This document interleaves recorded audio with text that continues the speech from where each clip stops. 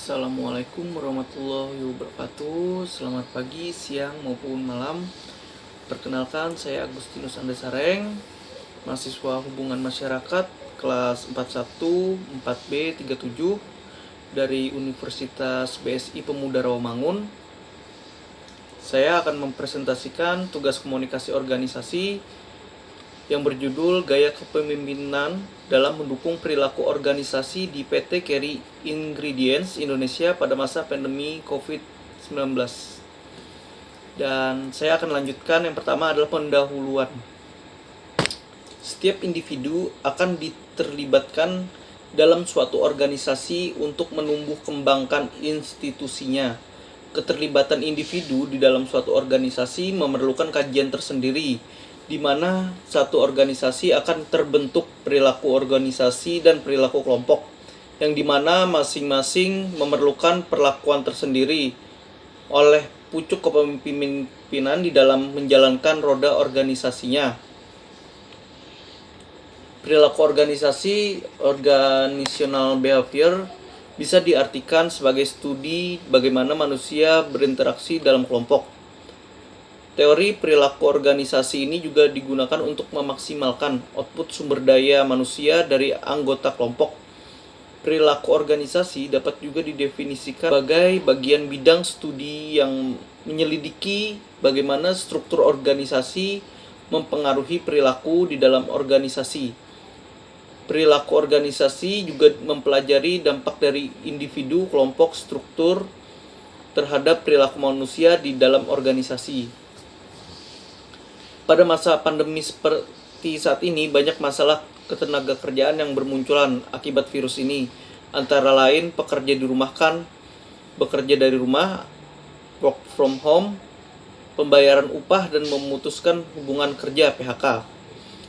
Pada pelaksanaan pembahasan sosial berskala besar PSBB, sebagian perusahaan tidak dapat beroperasi akibat perusahaan memutuskan untuk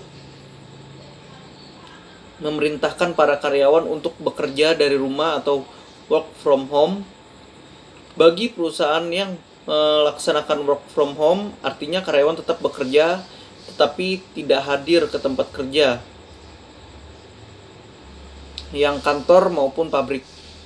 Mengingat para karyawan tetap bekerja, maka upah dan tunjangan tetap dibayar oleh perusahaan.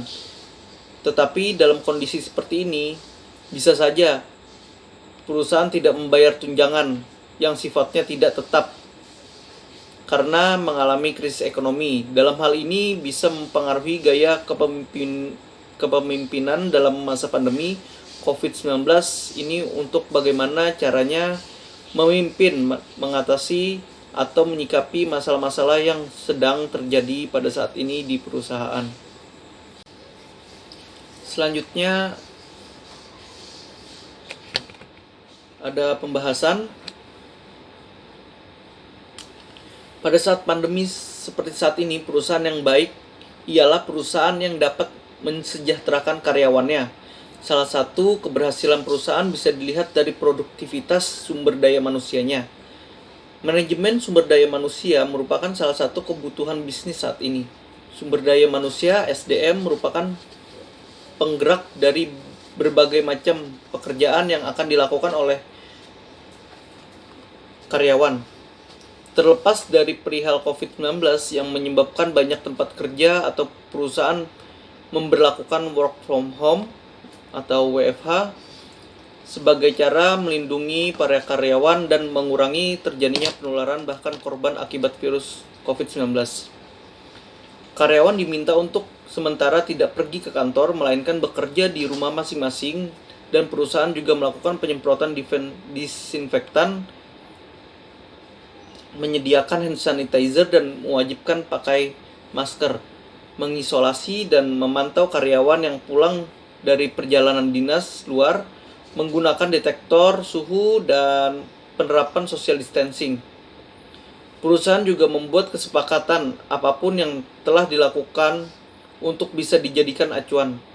Jika suatu hari ada beberapa perbedaan penafsiran dan penyimpangan, maka kita akan berpegang pada kesepakatan bersama yang telah ditentukan untuk sementara waktu. Karena banyak hal terkait kondisi krisis semacam ini yang memang belum ada landasan hukumnya. Yang berikutnya ada hasil pembahasan. Yang pertama, melakukan penyemprotan disinfektan, menyediakan hand sanitizer, dan mewajibkan pakai masker. Mengisolasi dan memantau karyawan yang pulang dari perjalanan dinas di luar, menggunakan detektor suhu, penerapan social distancing, dan melakukan work from home. Yang kedua, ketika perusahaan melakukan larangan karyawan dan pengunjung datang ke tempat kerja untuk jangka waktu 14 hari setelah paparan menengah atau beresiko tinggi terhadap kesehatan. Yang ketiga, menurut banyaknya survei, perusahaan menemukan bahwa hampir 40% perusahaan atau tempat kerja yang lain memiliki atau berencana untuk mengklarifikasi upah atau tunjangan mereka jika tempat kerja ditutup atau karyawan cuti. Yang keempat, terlepas dari perihal COVID-19 yang menyebabkan banyak tempat kerja atau perusahaan memberlakukan work from home sebagai cara melindungi para karyawan dan mengurangi terjadinya penularan bahkan korban akibat virus COVID-19. Karyawan diminta untuk sementara tidak pergi kantor, melainkan bekerja di rumah masing-masing. Dan yang kelima, rumor berbahaya dan menakutkan pekerja dapat menyebabkan secepat virus. Sangat penting bagi perusahaan untuk menjangkau semua para karyawan termasuk yang tidak berada di tempat kerja. Oleh karena itu, komunikasi penting di setiap kondisi yang ingin diberitahu, seperti halnya dalam kondisi kesehatan karyawan. Dan untuk menjamin hasil dari kesehatan, alangkah baiknya hasil kesehatan diperiksa oleh tim tanggapan medis kesehatan. Banyak alat komunikasi dan media sosial yang memadai untuk memberikan informasi melalui via telepon, WhatsApp, email, video call, dan lain sebagainya. Dan yang keenam, mereka jika ingin mengurangi setiap pertemuan ataupun kontak fisik kepada seseorang, maka virus COVID-19 tidak akan menyebar luas dan setiap korban tidak akan bertambah. Dan yang ketujuh, 65% perusahaan di Cina memiliki pengawasan pelatihan tentang implikasi COVID-19. Apapun bentuk pelatihannya, atasan harus mengakses setiap informasi yang sesuai seperti tentang pengendalian infeksi dan perusahaan kebijakan, dan harus tahu siapa yang harus dihubungi dalam perusahaan untuk melapor jika terjadinya paparan COVID-19. Gaya kepemimpinan yang ditetapkan perusahaan yaitu cara memimpin dalam menyikapi atau mengatasi masalah-masalah yang ada dengan menerapkan protokol kesehatan yang sudah ditetapkan dan juga memberlakukan karyawan-karyawan untuk work from home. Selain work from home, pemimpin tidak mengizinkan untuk melakukan pertemuan langsung atau kontak fisik langsung agar tidak menyebar luaskan virus corona. Oleh karena itu, komunikasi penting di setiap kondisi yang ingin diberitahu, seperti halnya dalam kondisi kesehatan karyawan. Dan untuk menjamin hasil kesehatan, alangkah baiknya kesehatan diperiksa oleh tim tanggapan medis kesehatan. Banyak alat komunikasi dan media sosial yang memadai untuk memberikan informasi melalui via telepon, WhatsApp, email, video call, dan lain sebagainya. Selain para pemimpin, karyawan juga mematuhi peraturan yang telah dibuat oleh perusahaan.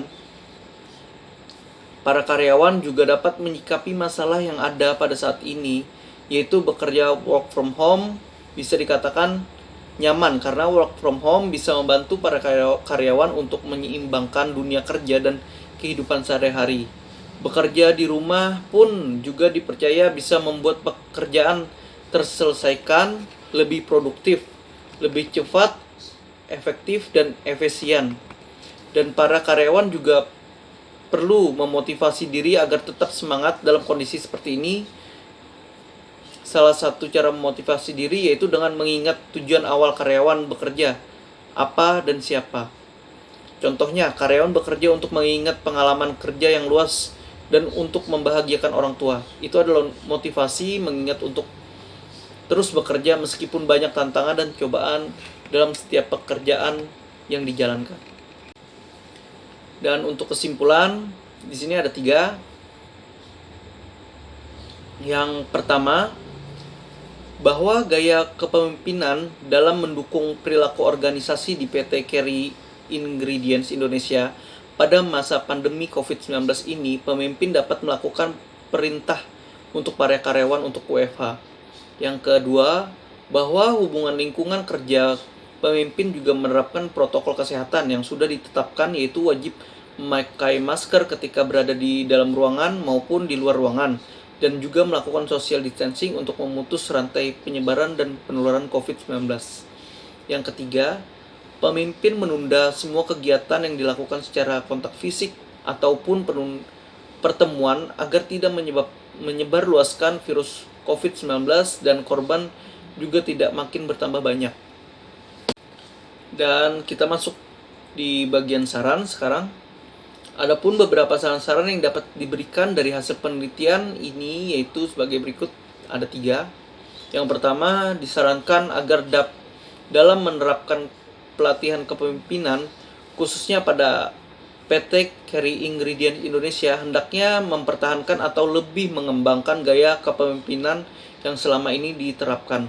Yang kedua, disarankan agar perusahaan PT Carry Ingredients Indonesia hendaknya lebih memperhatikan penerapan kemampuan karyawan yang sesuai dengan kompetensi, sehingga setiap karyawan yang diterima dapat bekerja dengan maksimal. Yang ketiga, disarankan agar perusahaan PT Carry Ingredients Indonesia untuk meningkatkan lagi motivasi untuk karyawan yang sedang work from home agar bekerja tetap produktif. Dan seperti itulah presentasi yang dapat saya sampaikan. Untuk penutup, saya ucapkan terima kasih banyak kepada dosen saya, Bapak Insinyur Mega Angkasa MM. Jika ada salah kata maupun kesalahan dalam penulisan, saya mohon maaf. Wassalamualaikum warahmatullahi wabarakatuh.